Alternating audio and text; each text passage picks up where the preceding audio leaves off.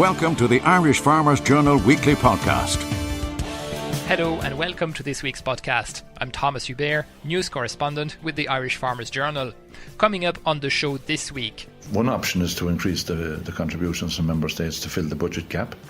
But also we can move money around from within the existing budget proposal. So there's plenty of opportunities for the member states and for the European Parliament if they have the political will in order to fill this 5% gap. Phil Hogan on the race to fill the gap in the CAP budget and avoid cuts to your farm payments. And? Being born on a dairy farm, second youngest of 10, I suppose we all had to do our little bit around the place, and I think we're the better of it. All the family work really hard, and we're delighted with how our parents made us do those little things, and I'm sure in the future I'll hopefully be getting our children to do the same. Cork GAA star Briege Corkery tells us about her farm upbringing at the Women and Agriculture Conference. But first, Teagasc's National Beef Conference took place on Tuesday, and the unveiling of some details of the much-awaited Dairy Beef Breeding Index has been at the centre of all discussions ever since.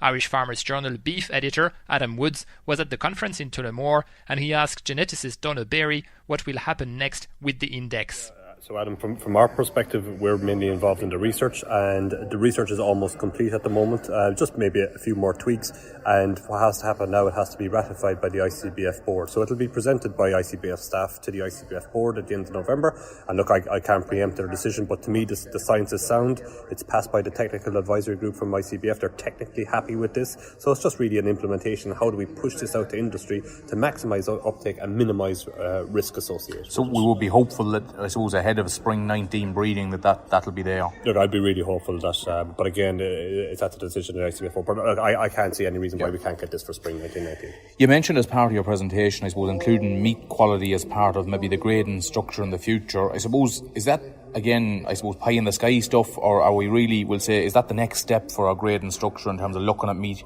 eating quality? You mentioned that we have one of the biggest databases in the world now in terms of genotyped on meat eating quality. Just explain a little bit about that. Well, from a breeding perspective, a crucial thing for us is that we need to be around 7 to 10 years ahead of the game. So we need to be predicting where we're going to be in 7 to 10 years' time. And I predict, with meat, the likes of methane emissions and animal well-being, that meat quality is probably going to be the big one drivers, right? So if we look at it from the data that suggests the consumer data, if a person eats a bad steak, it's 3 months again before they buy another piece of beef. So yes, we can talk about breeding better quality meat, but one option is also to cull the bulls who are throwing poor quality meat, and we know of a few bulls out there that are highly prolific, lots of progeny, not just direct progeny, but actually stock bull progeny, and they're pushing out poor tenderness meat. So what we have embarked on over the last 2 years is to develop, and we have it now, the largest database in the world in beef cattle where we have the tenderness of meat. And we want to drive that on to the next stage to produce genetic evaluations for tenderness. Now, what happens at an industry level, again, at a processor level, that's at their discretion. We're going to provide the tools that allows farmers to actually achieve that. So at the moment we don't get paid for meat eating quality, but possibly in the future, if the industry were to come on board with this, there could be a possibility of including that into a genetic evaluation. I'd like to think so. If we look at where the monetary implications of this from a processor perspective is into the value-added markets, into the higher value markets, they can get in there where they can prove that this bull, this calf, or this animal, this carcass is from a bull who has good genetic merit for qualities, and so therefore is a high likelihood of high meat quality. Therefore, they can command a higher price, and one would like to hope then that they pass that down to the individual producers. We can talk all day about the Dairy Beef Index, but there's over 50% of, we'll say, beef sired calves on the dairy herd at the moment not being registered to sires. They're being registered to unknown sires. So where are we going with that in terms of, you mentioned DNA testing, is that just aspirational talk, or are we coming close to that point where you think we could get a DNA test on a calf and back within 14 days for sale? Most certainly. And if you look at so I started genotyping, one of the first in Europe to do it in 2008. If we look at the price of genotyping, how it has plummeted over the past 10 to 20, 30 years, if you were to do that, and a good example is a Boeing costs around 240 million euros to buy. In today's money, if you were actually to equate that to the reduction in genotyping, you could buy a Boeing today for $2.40. That is how much the cost of genotyping is coming down. I envisage it will come down more and more as the volume goes up. So it's completely not aspirational. If I was to tell you a few years ago that we'd be taking an ear notch of every single calf to do BV testing, you'd say that's pie in the sky. And here we are, 4 or 5 years down the line of doing it. That technology, that DNA sample, or that sample of the ear, can also be used for genotyping a calf. So we're almost halfway there. So cost at the moment on that is what? The cost at the moment is €22, but I see that coming down. Look, it has to come down with advancements in technologies and also increasing volume. A lot of that cost is actually the acquisition of the sample itself, but if we're doing it as part of a programme already, you're already knocking off a lot of that. Another 23% of it is VAT, of course. So there is a huge opportunity to reduce that cost. I suppose finally looking at encouraging dairy farmers, we can develop all the indexes in the world, but if dairy farmers don't take this on board and don't use it, how can we encourage dairy farmers? Or where do you see the big, we'll say pinch points in terms of getting dairy farmers to use this index? It's all about money. Everybody, you're about your money, I'm about my money. Beef farmers love the money and dairy farmers love the money, so it's all going to be market driven. If the beef farmers speak with their feet and they say that we are not going to pay a high price for that poor quality calf. So there is a big, huge market signal saying that high value calves from their genetic merit, because remember, these traits are highly heritable, these carcass traits, which means the genetics of an animal translates very efficiently to what the farmer actually observes. So if they pay a higher price for those animals and a lower price for the inferior animals, the dairy farmer likes his money like everybody else, will follow that signals, and therefore he will use these high reliable AI bulls that produce higher quality calves. It's very, very simple. Donna Berry of Teagasc there. And Adam has full coverage of what we know so far on the Dairy Beef Index in this week's Irish Farmers Journal. European Commissioner for Agriculture Phil Hogan was in Ireland in the past few days, and my colleague Barry Cassidy caught up with him at the Macra National Conference in Thurles at the weekend. He started by asking him for the latest update on the CAP budget that will fund your farm payments after 2020. One option is to increase the contributions from member states to fill the budget gap. But also we can move money around within the existing budget proposal. So there's plenty of opportunities for the member states and for the European Parliament if they have the political will in order to fill this 5% gap. And then Ireland has to submit its strategic plan. When does that have to be in with the EU Commission? Depends when the legislation is enacted and gone through. I suspect that by the end of 2020 that we will need all the member state CAP strategic plans. And that's, in the meantime, there's an opportunity for the Minister to be able to engage with the stakeholders and to draw up those plans. And that work has already started, I understand, from the Department of Agriculture.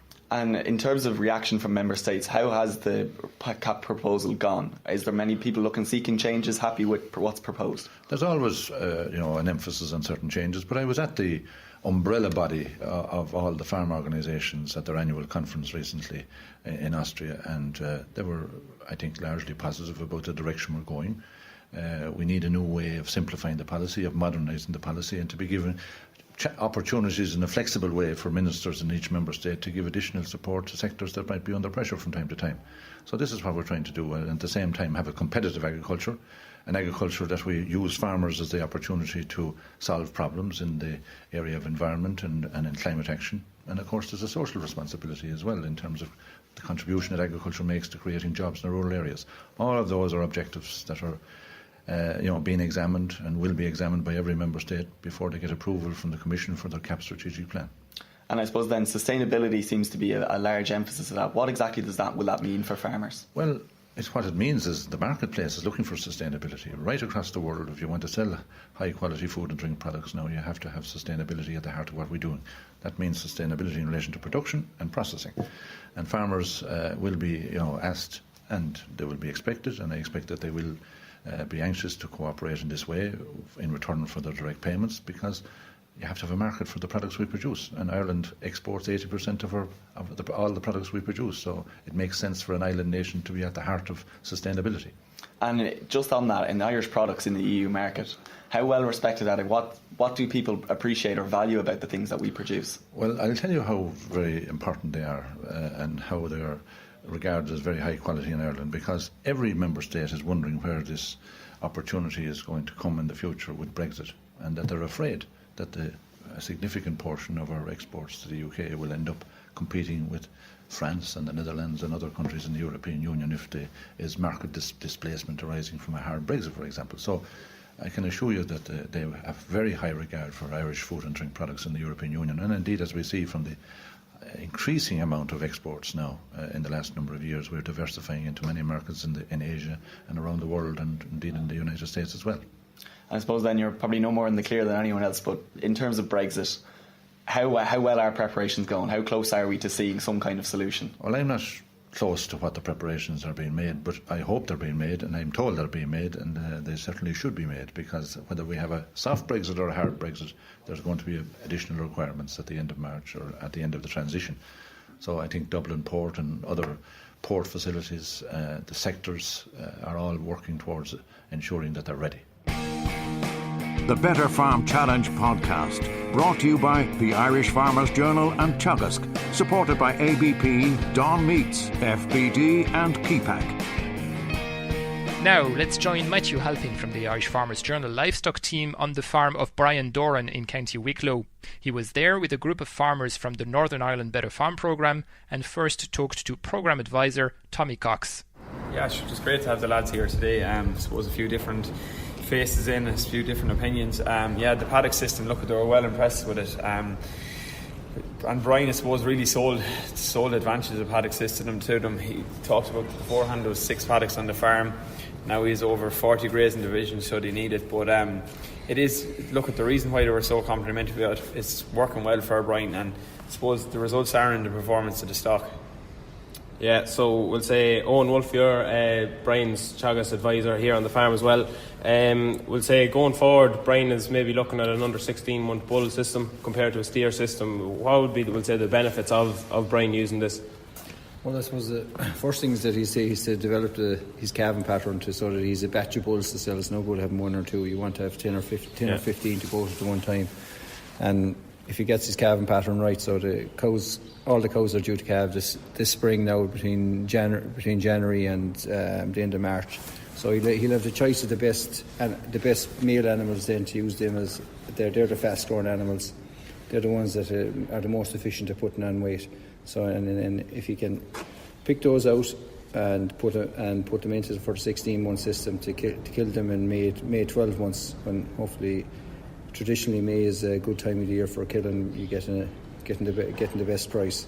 Yeah. So Brian, I suppose we're standing here in front of a new shed that was put up on the farm, and you were saying there to the lads that you got a bit of trouble calving last year. You're going to put the weanlings in this new shed and hopefully free up a bit of space for calving boxes on the farm. Do you think this is going to help health? I'm hoping to anyway. Last year I'd said that was a lot of my problem. My cows and calves were too compact. Calves wasn't getting long enough with the mother. This year by putting up the new slab unit, I have freed up a back-to-back lane too, which will be converted into calving boxes, which normally held all the weanings. So hopefully it'll solve a lot of problems on the farm regards health. Yeah. And how's weaning gone? Weanings went well. Everything is weaned now over a fortnight. Done them in stages of 7 and 8 at a time. Everything's weaned and settled.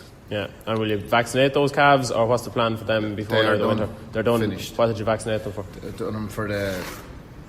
They were done. The cows on the farm were done for Bovipass, so they were vaccinated about 6 weeks ago, and they were given their booster vaccine about a fortnight ago. Yeah, I suppose the final question, and lads brought up here as well, there's probably potential maybe for carrying more than 50 cows as in the farm plan, but we're going to maybe opt for a calf to beef system or something, buying in stores maybe instead. What's the reasons for this on the farm for Brian, Tommy? Look, at Brian, the 50 cow number is sort of the magic number here for Brian. 50 cows, Brian feels he can handle that amount of cows. There's a few things he has going on outside the farm as well. So look, if we are to go down the bull route, there will be stock brought in to increase the grazing power and increase the grassland stocking rate as well. So 50 cow numbers and operating an efficient store to beef and maybe a dairy calf to beef system on the farm to complement that will be what's... And he's going to spread his cash flow as well, probably at the head of that as well. Exactly, yeah. So, and even the bull system will spread that for him. Yeah.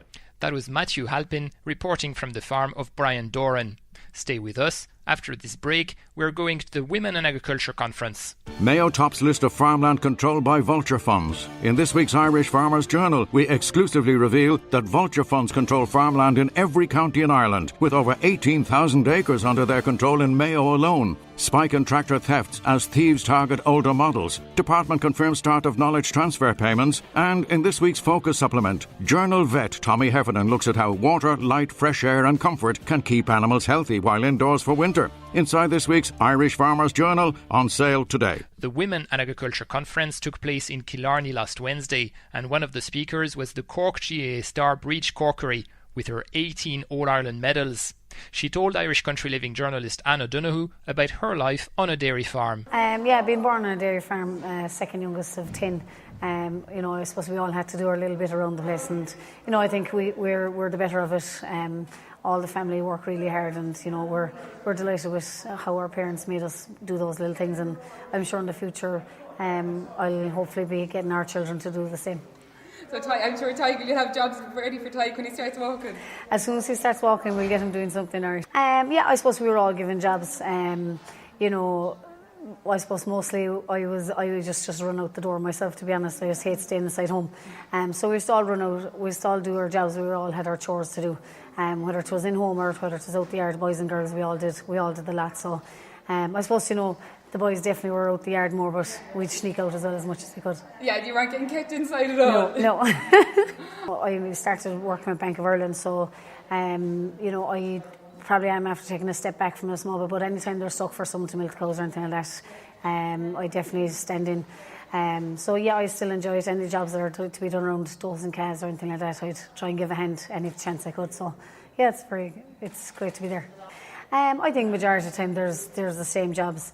The lads would throw me up in the tractor as fast as they'd make me go, spreading the straw under the calves. But I suppose the main jobs were, I used to always be doing the calves at Mike's and milking the cows and stuff like that. But if I had to go to the creamery for anything, bag of fertiliser, that'd be done too. I think most people treat you the same, and people will be like, fair play to you for just doing what you like to do, and that's all you want, and it's great to do what I enjoy doing. Cattle breaking out and making those odd sprints, bags of ration over the shoulder, they're always going to add to the training and stuff like that. So yeah, I think it's a huge advantage all the time. So maybe I should go back farming and see could I get fit again. Briege Corkery at the Women in Ag conference there. Irish Farmers Journal news correspondent Odile Evans was at the National Farm Safety Conference in Carlow on Friday. There, she met the Chief Executive of the Health and Safety Authority, Sharon McGuinness. I think one of the key themes today was about the mindset and behaviour piece.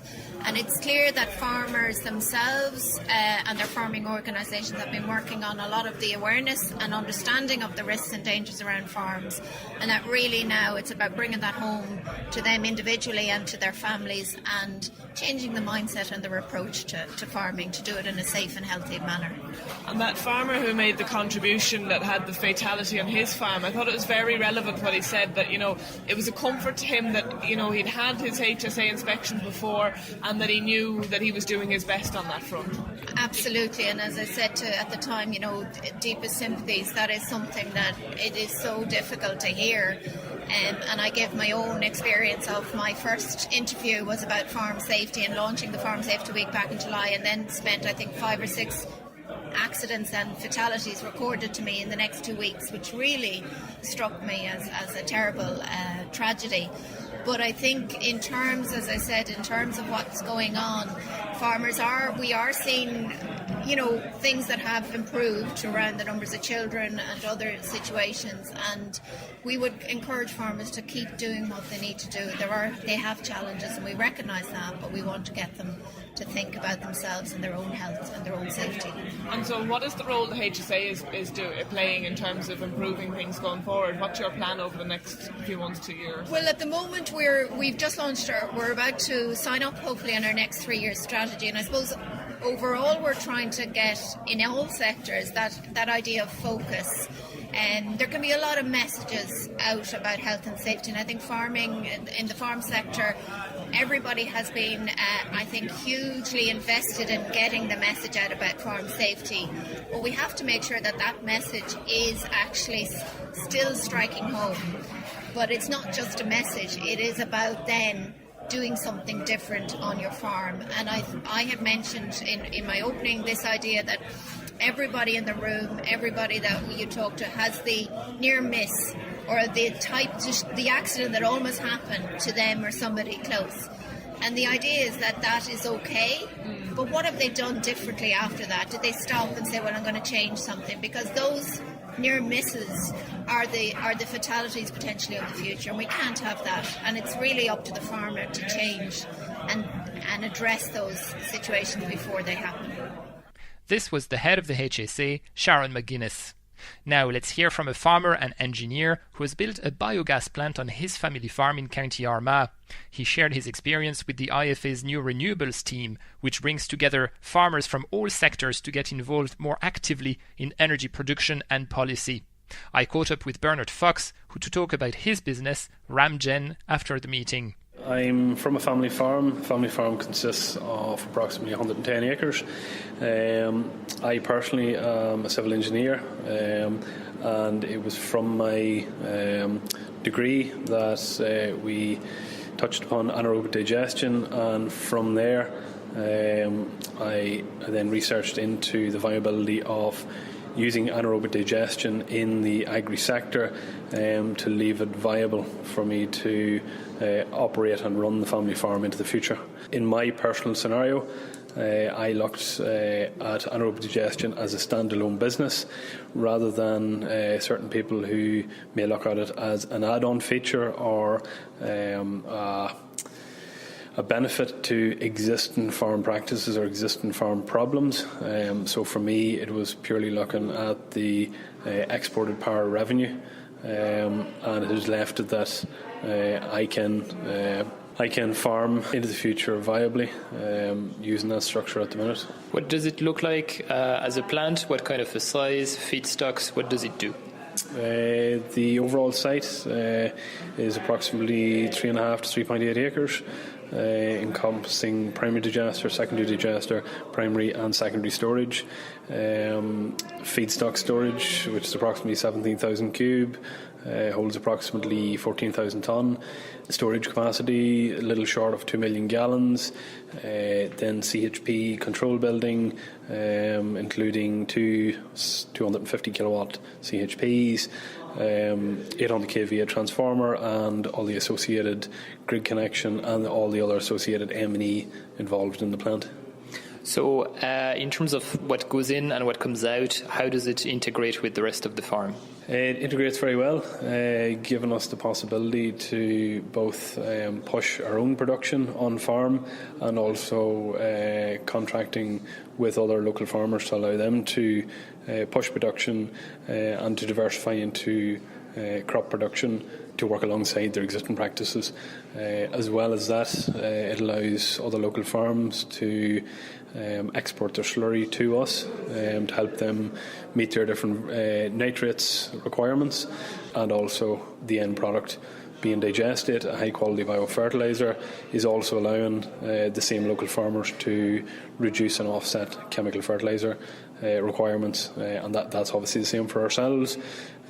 We've been able to reduce chemical fertiliser usage to about 5-6%. Oh, wow, okay. And you're here visiting farmers in the IFA. You're from the Northern Ireland, looking at what's happening in the south, where there is very little anaerobic digestion happening on farms at the moment.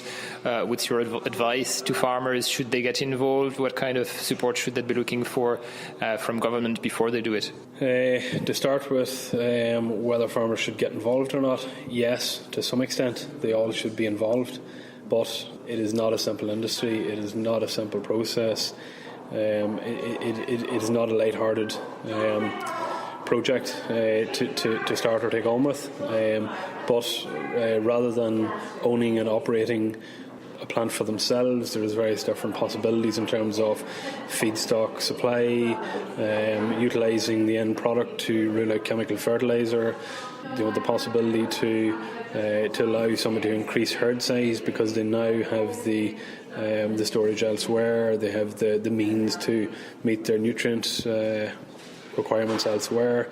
Also, there is the possibility of higher tech, higher level jobs within the rural community, which all farming families will always be thinking forward for the next generation, and so on and so forth. Bernard Fox there. But how can farmers organise to enter this developing renewable energy industry and show that they are contributing to tackling climate change? This was part of the discussion at the Mora Nishihi Autumn School in Courtmacsherry in West Cork on Saturday, and my colleague Tommy Moyles was there. I'm talking here with Paul Dean from UCC's Environmental Department. Paul, you're down here in Courtmacsherry today talking climate change to a mixed audience of farmers and the general public. What's I suppose farmers are often, they're at the end of the fingers pointed in terms of climate change. What does it mean in a more local sense? Yeah, you're correct. It's very easy to kind of point the finger and vilify farmers, but the thing that we must remember in Ireland, okay, yes, agriculture is responsible for the majority of our emissions in Ireland, about 1/3 of our emissions, but there's really great opportunities for the agricultural sector in Ireland and rural Ireland to contribute to solutions in reducing climate change. And the kind of things I'm talking about here will be primarily kind of orientated towards the small to medium-sized farmer who are maybe struggling internationally with different prices of beef or whatever. And the kind of things that they can do is, it's tricky, but they can think about things like cooperatives for producing energy. Ireland is, not only do we have a big challenge with agriculture, but we also have a challenge in terms of the amount of energy we import into Ireland. We're one of the most energy dependent countries in the world, and there's great opportunities really for farmers to come together, maybe as collectives of co-ops, and look at things like anaerobic digestion, look at things like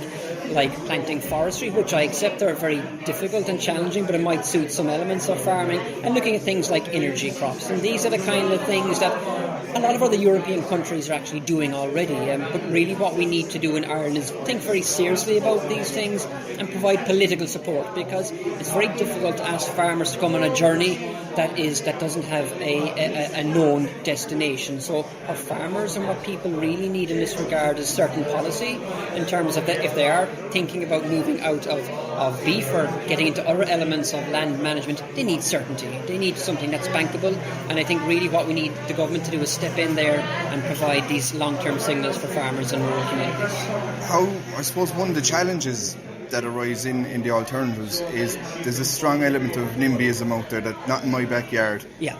What can we do to overcome that? Yeah. Well, I think the things that we did today, sitting down and talking to each other, sitting down and listening to each other, is a big element of that. I think NIMBYism is unfortunate sometimes because it's a fear of the unknown. And I think really grasping those things, talking about those things and what they mean, and looking around what other people and other countries are doing already. When we talk about things like, anaerobic digestion or wind farms, I always suggest to people, well, go and visit one. Go and visit wind farms or solar farms around the country. Talk to the people who live nearby it. Don't talk to the lobbyists or the supporter groups. And the same things with things like anaerobic digestion. There's 7,000 or 8,000 of these individual units in Germany and Austria already. Engaging with different communities and farmer groups over there, learning what they have done right, seeing what works well. But I think communication is a big part of it.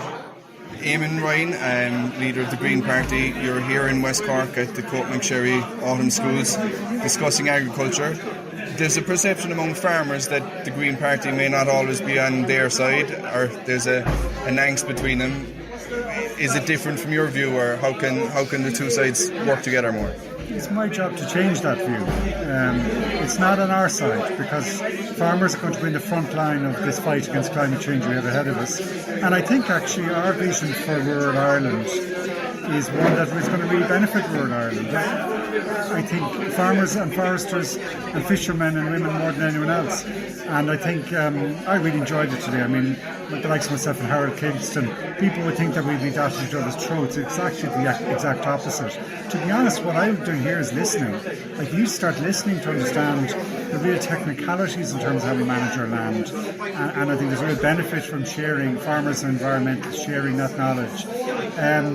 But also, I suppose, giving our view that if we show leadership, if we really embrace the tackling climate change, it's going to be good for farming, because it'll benefit those farmers that are really good at managing soil, and that's the real forefront of where real smart farming is going now. It would make for a better return, because you reduce the inputs, and you get a higher price.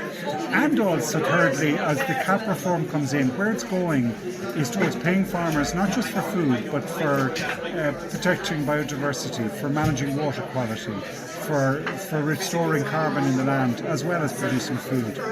And last but not least, In that CAP reform, I think one of the most important objectives that the European Union has set out is to change the power imbalance that exists at the moment in the whole food system.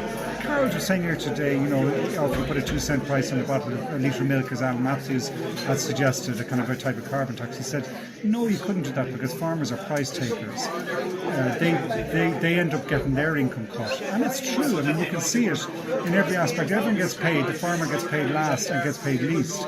So I think actually the environmental movement, the Green Party included, are allies of farmers in changing that power system and actually making sure that they start getting paid properly for managing our land and managing it in every way, including protecting nature. And what could be one of the starting points for allowing that 2 cent not to be put onto the farmer? One of the debates we had here, and I think it's true, is in terms of restoring or going back to our cooperative roots. In a whole variety of ways that works. Firstly, in terms of opening up an opportunity for income around generating money from energy, and that's something that would work very well in the cooperative system. So I think, here we are in Barry Oak Cooperative down the road. I understand they're paying farmers about 2 or 3 cent litre more than maybe some of the bigger PLC farming organisations. And I think that's because they're still connected completely to their farming ownership structure. And I think we need to go back to that. I think to improve the power system in Irish agriculture, to increase the distribution connection links and break some of the power of the processors who are making all the profit at the moment. Green Party TD Eamon Ryan there with Tommy Moyles, bringing us to the end of this week's podcast. As usual, you can read more about these stories in the Farmers' Journal this week in print and online. There are also hundreds of you now listening to this podcast on Spotify. If you're a Spotify user, that's a handy way to make sure you're not missing any episodes, so just search for Farmers' Journal and add us to your library. The sound engineer this week was Ferdia Mooney, and I'm Thomas Hubert. Bye for now, and talk to you next week. The Irish Farmers' Journal podcast, online at farmersjournal.ie and on iTunes every Thursday.